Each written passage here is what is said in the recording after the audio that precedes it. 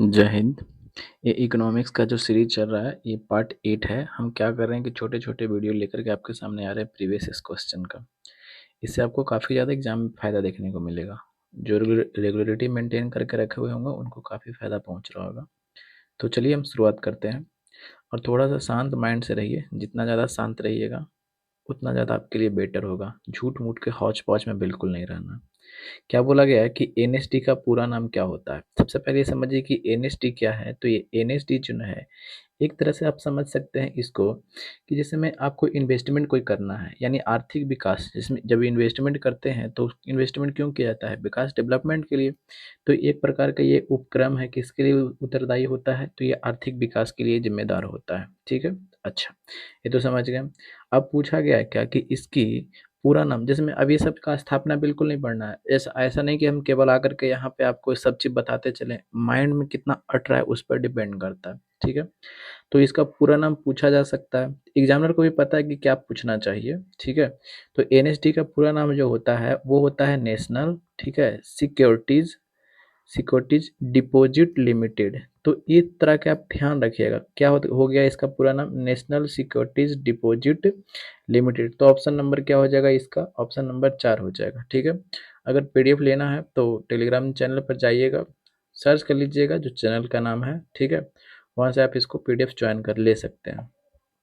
आगे क्या बोला गया है?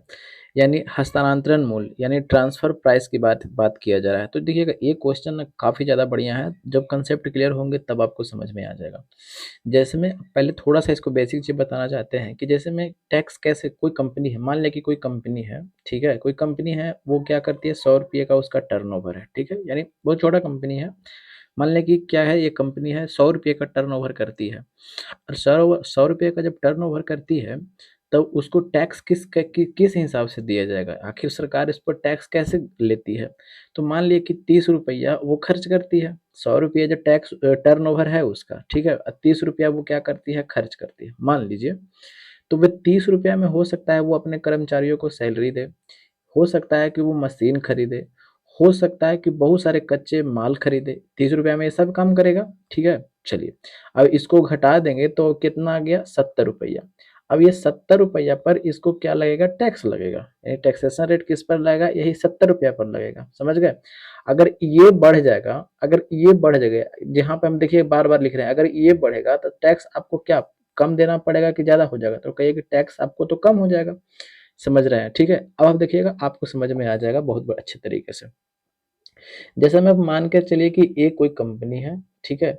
अभी ये कोई कंपनी है, अब ये कंपनी जो है, ये क्या करती है? सबसे पहले इस देखिएगा कि ये कंपनी है और इसी का एक और कंपनी है, क्या है? बी कंपनी है, इसी का कंपनी है। अब ये कंपनी है इंडिया में खुला हुआ है, ठीक है? ये कंपनी है जो इंडिया में खुला हुआ है, ठीक है? तो इंडिया में जैसे में अब हम बात करते हैं तो इंडिया में टैक्स रेट कितना है? 30% है टैक्स रेट। तो कहिए कि हाँ बिल्कुल 30% टैक्स रेट है। रुक जाइए 1 मिनट। तो इंडिया में क्या है, ये कोई कंपनी है था, ठीक है? इंडिया में खोला हुआ था, इंडिया में रेट कितना है? 30% है। अब यही कंपनी क्या करती है कि यही कंपनी किसी दूसरे कंट्री में, यानी मॉरिशस में, आप मान करके चलिए कि मॉरिशस में कोई कंपनी है, यही कंपनी इसी का कंपनी है। जो इंडिया में एक कंपनी है, इसी से ये साठ-गाँठ कर करके यहाँ पे, यानी अपना ही कंपनी कहिए कि दूसरे देश में ये खोल करके रखी हुई है। कौन? तो यही एक कंपनी। और एक और कंपनी जो है, कोई कंपनी, आप मान लीजिए कि ये अनलिस्टेड कंपनी है, मान लें कि अदर कंपनी है, इसका ये दोनों कंपनी से इसका इसका कोई लेना देना नहीं है। अब ये जो बी कंपनी है ना, ये बी कंपनी क्या करती है कि हो सकता है कच्चे माल का उत्पादन करती हो, जैसे में आप स्टील वगैरह के लिए आप मान लीजिए, ठीक है? स्टील वगैरह के लिए आप मान लीजिए उत्पादन करती हो, और स्टील वगैरह में कच्चे जो माल लगते हैं ना, उसका ये उत्पादन करती है, ठीक है? और ये भी जो कंपनी है, कौन सी कंपनी है? ये जो कंपनी इंडिया में है, ये भी उत्पादन करती है स्टील का, ठीक है? या कुछ और चीज़ का, जो भी आप मान लीजिए, ठीक है? अब ये क्या काम करेगी? तो अब ये ए कंपनी है, तो ए कंपनी को तो कच्चे माल के लिए कितनी आवश्यकता है? तो कहिए कि हाँ, आवश्यकता तो है। और बी जो कंपनी है, इसी का कंपनी है, वो कहाँ है? मॉरिशस में है। वो क्या क्या करती है? कच्चे माल को बेचती है, इसी का कंपनी है, ठीक है?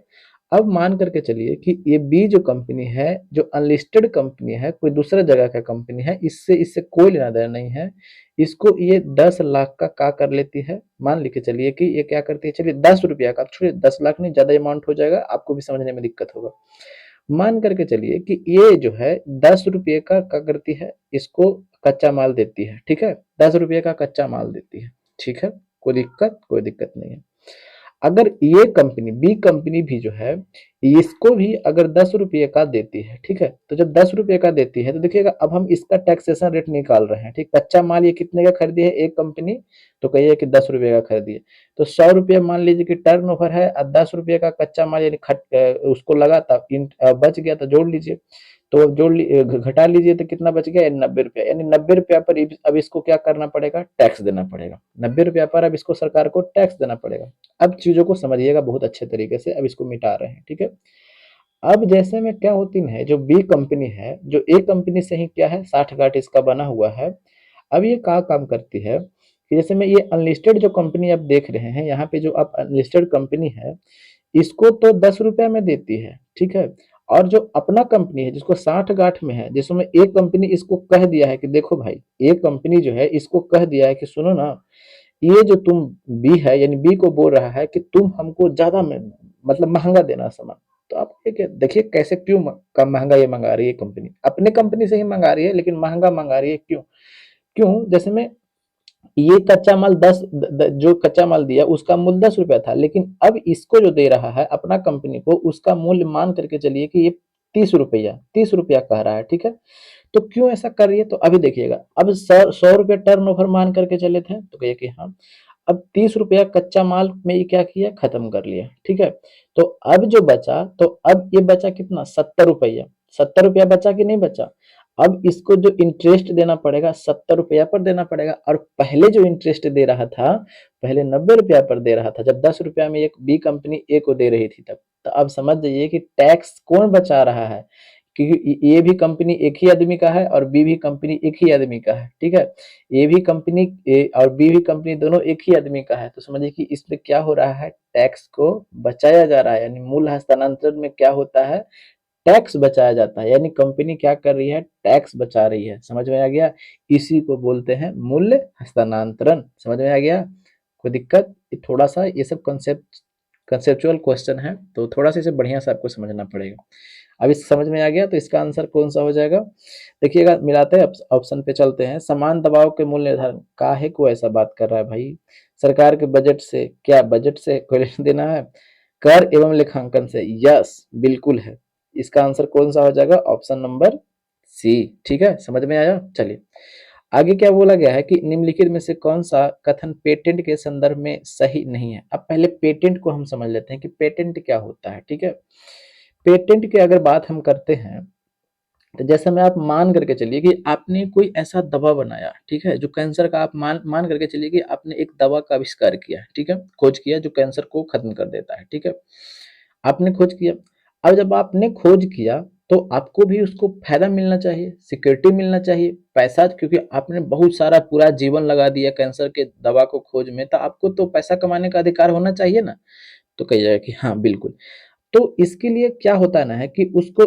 20 साल का एग्रीमेंट होता है कि देखिए भाई 20 साल तक आप ही उत्पादन कीजिएगा, आपके उत्पादन को कोई और भी उत्पादन नहीं कर सकता है, ठीक है, यानी आपने दवा खोजा और दवा खोजला के बाद में आपसे कोई थ्योरी कर चोरी कर लिया और फिर उसके बाद में उत्पादन कर रहा है, पैसा वो कमा रहा है, गलत, उसके ऊपर फिर कार्रवाई हो जाएगा, ठीक है, इसको सिक्योरिटी देने का काम करती है सरकार, काम करती, पेटेंट बेचा जाता है कितने साल के लिए, 20 साल के लिए, जो भी व्यक्ति क्या किया है, आविष्कार किया है, और 20 साल के बाद ही अपना क्या कर सकती है, पेटेंट बेच सकती है, ठीक है, किसी दूसरे कंपनी को, जैसे मैं अपमान करके चलिए कैंसर का दवा है, अब ये क्या कर रही है, उत्पादन कर रही है और बहुत ज्यादा मात्रा में कैंसर का दवा का मांग है, अब ये कंपनी अकेले कितना उत्पादन कर सकती है, नहीं कर सकती है, तो अब ये 20 साल के बाद क्या कर सकती है कि अपने पेटेंट को दूसरे कंपनी के साथ में ये बेच सकती है, पैसा लेगी, ऐसा थोड़ा नहीं है कि ऐसी कर देगी काम, तो अब समझ में आ गया, चलिए अब आंसर पर चलते हैं, क्या बोला गया है कि पेटेंट एक विशिष्ट प्रकार का अधिकार है, यस अभी हमने चर्चा किया कि अधिकार है, जो किसी आविष्कार, कोई उत्पाद या प्रतिक्रिया जो किसी कार्य को नए तरीके से करना के लिए प्रदान किया जाता है, यस बिल्कुल सही है, लेकिन हमें पूछा गया है नहीं, आगे देखते हैं, क्या बोला गया है कि पेटेंट अपने मालिक को उसके आविष्कार की सुरक्षा प्रदान करता है, बिल्कुल चर्चा किए हैं अभी, तीसरा में क्या बोला गया है कि वह अनंत समय के लिए किया जाता है, हम अभी थोड़े नहीं बोला आनंद से, 20 साल के लिए पेटेंट दिया जाता है, और जीआई टैग जो होता है कितने वर्षों के लिए, 10 वर्षों के लिए। तो इस तरह के क्वेश्चन अब पूछे जाते हैं, देख रहे हैं क्वेश्चन कहाँ पे टर्न कर रहा है। सो आंसर कौन सा हो जाएगा, ऑप्शन नंबर 3। चलिए आगे बढ़ते हैं। क्या बोला गया है, निम्नलिखित में से कौन सा मोबाइल ऐप केंद्रीय करंट अफेयर है, इसको काहे को देखना है, 2018 का है, क्यों पढ़ना है, ठीक है। चलिए क्या बोला, भारत के किस राज्य को यूएन पब्लिक सर्विस अवार्ड, क्यों पढ़ना है, करंट अफेयर का क्वेश्चन है, 2018 का है, ठीक है। चलिए आगे क्या बोला गया है, सो देखिएगा, ग्लोबल हंगर इंडेक्स यानी भूखमरी सूचकांक की अगर हम बात करते हैं तो अभी हमारा भारत का स्थान कितना है, 111, देख रहे हैं टॉप किए हुए, समझ रहे हैं ना। कहता है कि इसको जारी कौन करता है, तो इसको जारी करने वाली एक संस्था है, उस संस्था का नाम क्या है, तो international food policy research institute. तो आंसर कौन सा हो जाएगा, सेंट्रल फूड टेक्नोलॉजी, गलत, international food policy research institute, option number क्या हो जाएगा, तो 2 हो जाएगा, ठीक है। चलिए आगे बढ़ते हैं। क्या बोला गया है कि सकल घरेलू उत्पाद यानी ग्रॉस डोमेस्टिक प्रोडक्ट, जीडीपी की बात किया गया है। तो जीडीपी क्या होता है, जैसे पे आप मान करके चलिए कि ये हमारा इंडिया कोई देश है, और एक वित्तीय वर्ष में, तो हम भारत देश का एक वित्तीय वर्ष कितना है, 1 अप्रैल से लेकर के कब तक, 31 मार्च तक वित्तीय वर्ष है। तो एक वित्तीय वर्ष में जैसे मैं उत्पादित वस्तु को किया, जैसे में आपने चॉकलेट बनाया, गेहूं उत्पादन किया, कोई बड़ा कार बनाया, कोई हवाई जहाज बनाया, एक वर्ष में यानी 1 अप्रैल से 31 मार्च के बीच में, तो उसको बेचिएगा और बेचने के बाद में आपको पैसा मिलेगा, तो कहिए कि हाँ। और फिर सेवा, सेवा मतलब समझ रहे हैं, कोई वकील है, कोई डॉक्टर है, कोई इंजीनियर है, कोई टीचर है, कोई गाड़ी चला रहा है, कोई होटल खोले हुए है, ठीक है। तो उस तरह एक तरह से क्या कर रहा है, वो सेवा दे रहा है, ठीक है। तो वो भी तो पैसा कमाएगा ना, ऐसा थोड़ी नहीं कि वो पैसा नहीं कमाएगा।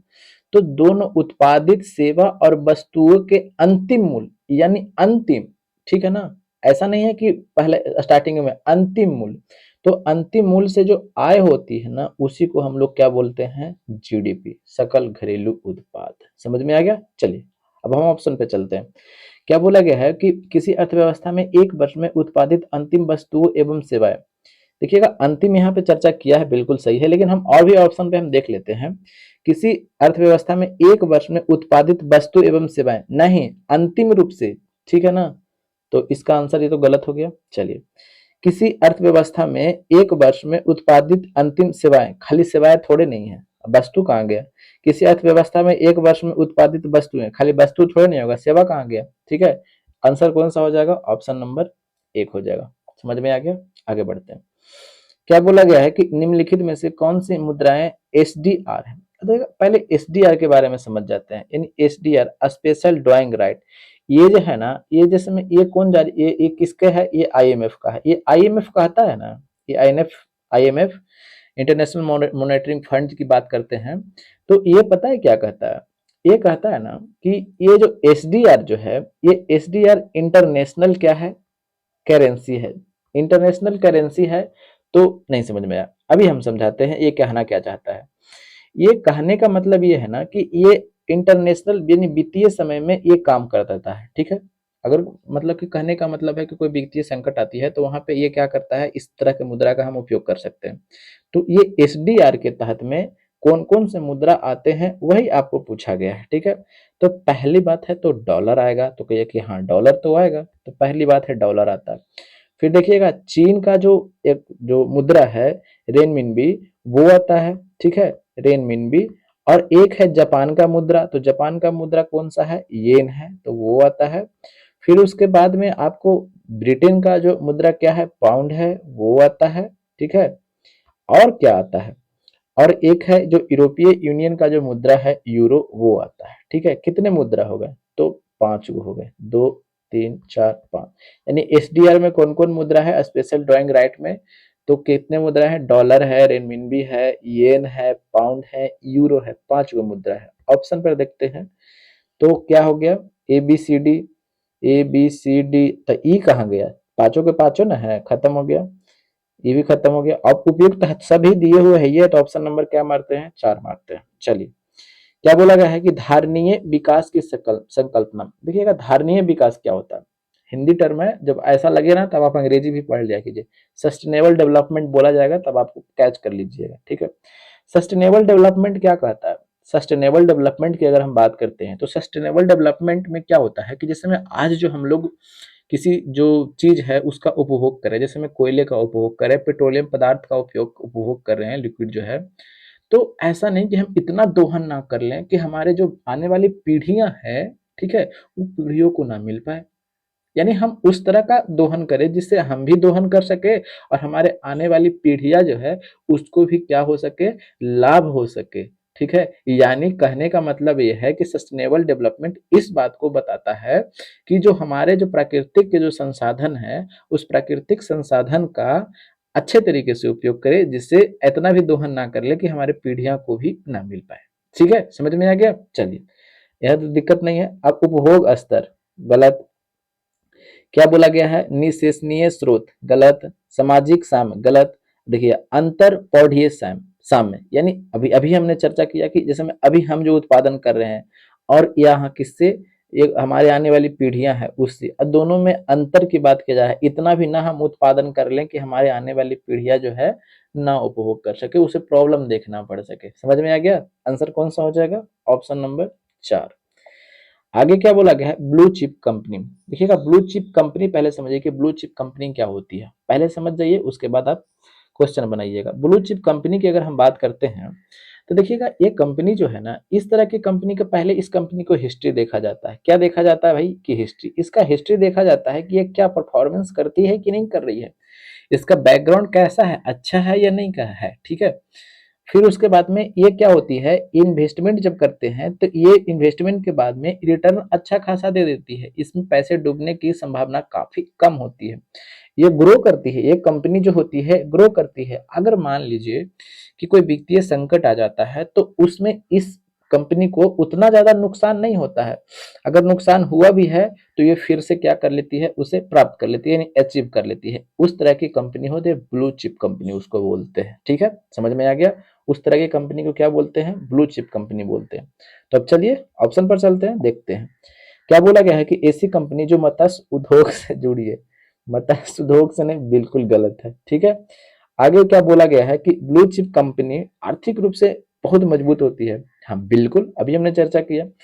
तो इसका आंसर अभी ऑप्शन पर और देख लेते हैं, तब उसके बाद चलेंगे आंसर पर कि अधिक जोखिम भरे स्टार्टअप। ऐसा थोड़े नहीं है अधिक खाली जोखिम लेगा, फायदा देवे नहीं करेगा, खाली जोखिम लेकर के सब घाटे में डाल रहा है, तो ऐसा जोखिम किस काम का? एक कंपनी जो मेमोरी का, ओहो, समझ में आ गया। अब आंसर आपके सामने कौन सा हो जाएगा? आपके सामने यही है, ऑप्शन नंबर क्या है? तो ऑप्शन नंबर की अगर हम बात करते हैं तो आपके सामने ऑप्शन नंबर क्या है? तो 2 है। चलिए समझ गए। आगे क्या बोला गया है कि जब एक अर्थव्यवस्था स्फीति स्फीति दबावों से गुजरती है। स्फीति मतलब समझते हैं? इन्फ्लेशन। इन्फ्लेशन कब होता है? सबसे पहले आपको समझना है कि इन्फ्लेशन की अगर हम बात करते हैं तो इन्फ्लेशन कब होता है।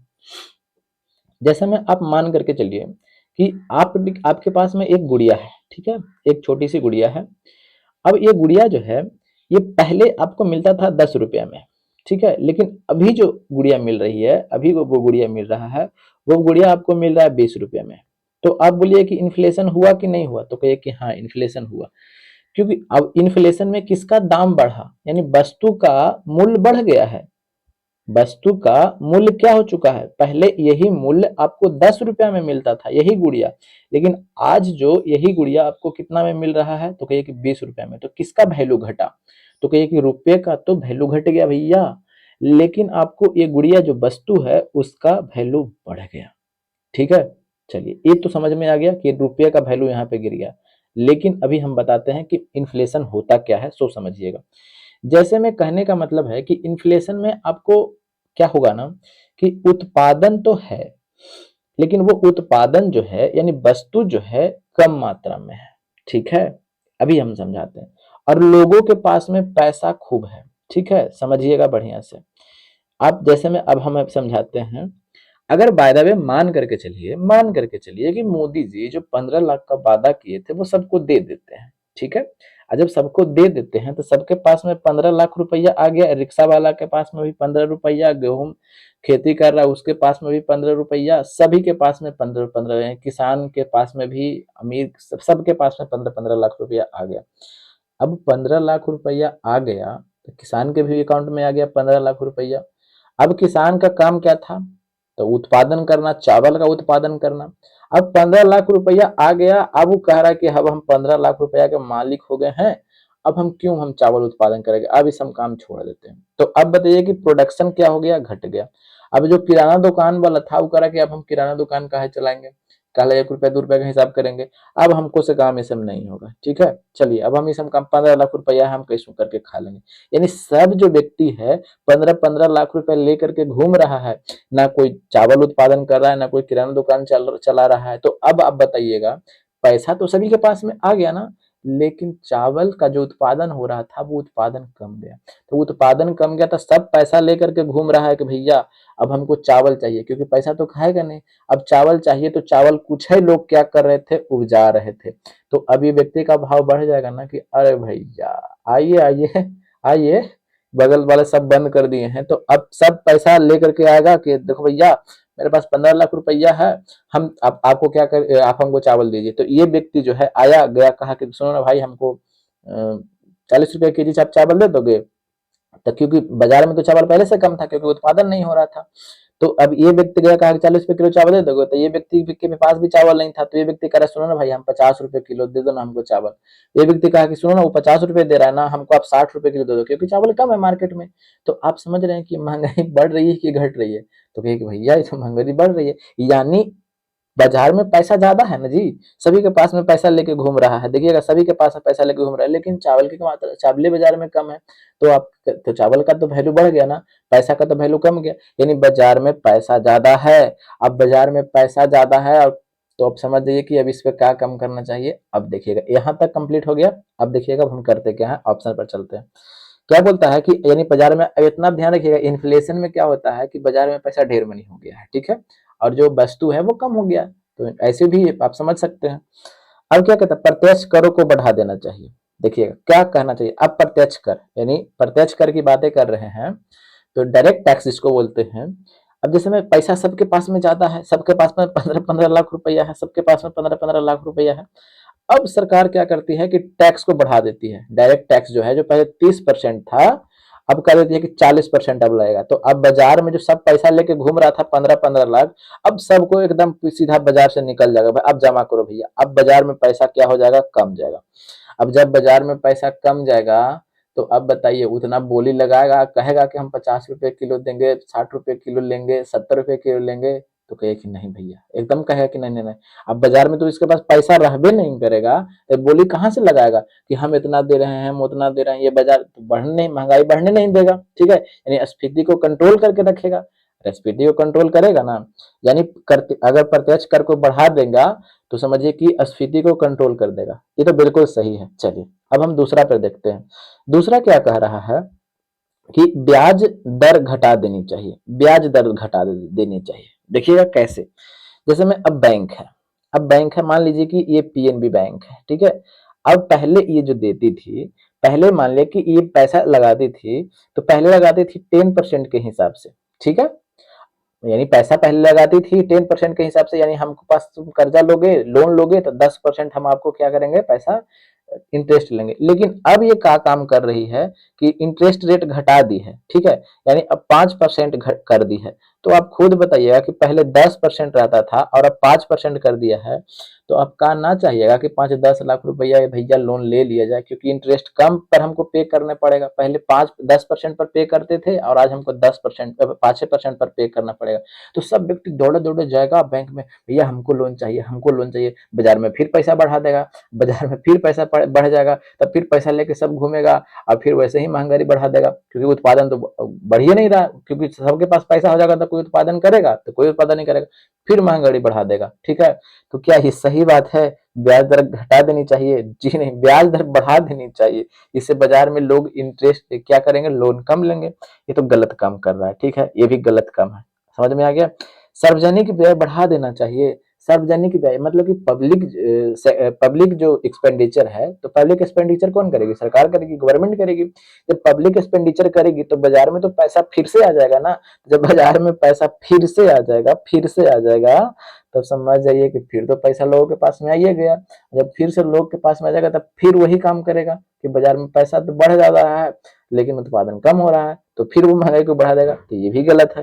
देखिए इतने अच्छे तरीके से हमने हमने आपको समझाया। थोड़ा सा आप अगर बढ़िया से समझ रहे होंगे तो आपको समझ में आ गया होगा। ठीक है, तो इसका समझ गए कि इसका आंसर कौन सा होगा, वनली और वनली ए होगा। तो इसका आंसर कौन सा हो जाएगा? ए। इस तरह के क्वेश्चन जब पूछे जाते हैं ना, हम दावा के साथ में कहते हैं कि 90% बच्चे घुलट जाते हैं। वो उनको सिर्फ पता है रटंतु तोता चाहिए, ये भैया ये वाला हो, इसका आंसर ये बी, आगे सी, जल्दी जल्दी 100 को करवा दीजिए ना।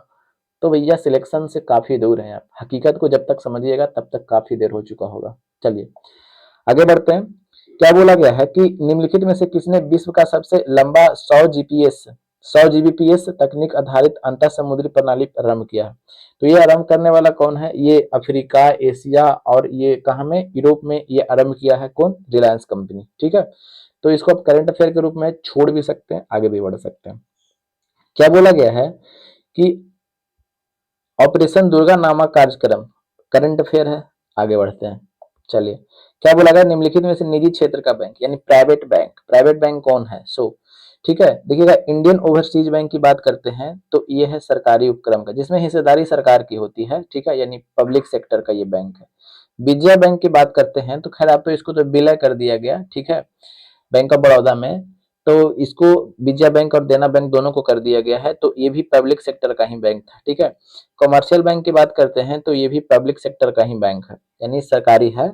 और यूटीआई जिसको एक्सिस बैंक कहा जाता है, ठीक है, अब पहले इसका नाम था यूटीआई, ये जो है प्राइवेट बैंक है। ठीक है, इसको आप ध्यान दीजिएगा, ये प्राइवेट बैंक है। चलिए आगे क्या बोला गया है कि 10वीं पंचवर्षीय योजना में प्रतिवर्ष रोजगार का लक्ष्य निर्धारित कब किया गया था? तो 10वीं पंचवर्षीय योजना कब से कब तक चला था? तो 2002 से लेकर के 7 तक चला था। इसमें निर्धारण ये किया गया था ना कि प्रत्येक वर्ष 5 करोड़ रोजगार क्या दिए जाएंगे। इसका आंसर कौन सा हो जाएगा? ऑप्शन नंबर 4 हो जाएगा। आगे बढ़ते हैं। क्या बोला गया है कि सरकारी जिला स्तरीय एजेंसी, अब इस बहुत अच्छा क्वेश्चन है। देखिएगा जैसे में कोऑपरेटिव बैंक आप सुने होंगे, कोऑपरेटिव बैंक, ठीक है, यानी जिसको आप सहकारी बैंक बोलते हैं। ये सहकारी बैंक का स्थापना जो होता ना है, ये राज्य, जैसे में कहने का मतलब क्या है, जैसे में ये कोऑपरेटिव बैंक जो देख रहे हैं ना, ये राज्य सहकारी कानून के तहत में इसका क्या किया जाता है? गठन किया जाता है, राज्य सहकारी कानून, यानी राज्य सरकार इसके लिए कानून बनाती है और कोऑपरेटिव बैंक का क्या करती है? स्थापना करती है। ठीक है, अब ये कोऑपरेटिव बैंक जो है 3 तरह के होते हैं। कहिए कि अच्छा, यानी सहकारी बैंक की अगर बात करते हैं तो सहकारी बैंक कितने तरह के होते हैं? तो 3 तरह के होते हैं। कौन कौन होते हैं? तो एक होते हैं राज्य सहकारी बैंक। ठीक है, राज्य सहकारी बैंक 3 तरह के होते हैं, ध्यान दीजिएगा।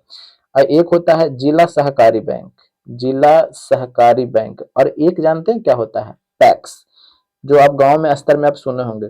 तो इस पैक्स का पूरा नाम क्या होता है? Primary agriculture credit society. अब ध्यान दीजिएगा, प्राइमरी एग्रीकल्चर क्रेडिट सोसाइटी। अब ये राज्य सहकारी बैंक है, अब ये जिला सहकारी बैंक है और ये पैक्स है। तो जिला सहकारी बैंक जो होता है इसको हम लोग केंद्रीय बैंक भी कहते हैं। ठीक है, और इसका मुख्यालय कहाँ होगा? जिला में होगा। ठीक है, तो अब यही आपको पूछा गया है। अब क्वेश्चन पे अब चलते हैं, सीधा चलते हैं। ठीक है, कि सहकारी जिला स्तरीय एजेंसी यानी सहकारी जिला जो बैंक है वो क्या है? अब देखिएगा, राज्य सहकारी बैंक है। देखिएगा सहकारी बैंक 3 तरह के होते हैं। राज्य सहकारी बैंक, तो ये राज्य सहकारी बैंक है जी, तो ये तो गलत हो गया, ऐसे ही इसको पहले काट दीजिए। ठीक है, ग्रामीण बैंक है, गलत। कोऑपरेटिव बैंक ना है, ठीक है, क्योंकि कोऑपरेटिव बैंक को 3 भाग में बांटा गया है, राज्य सहकारी बैंक, जिला सहकारी बैंक और पैक्स। कोऑपरेटिव बैंक, यस, यानी सहकारी बैंक। ऑप्शन नंबर क्या हो गया? 3। बहुत अच्छे क्वेश्चन है, ये सब क्वेश्चन बहुत कम लड़कों से बनेगा। ठीक है, और यही सब सिलेक्शन दिलाने में आपको मेन रोल निभाएगा।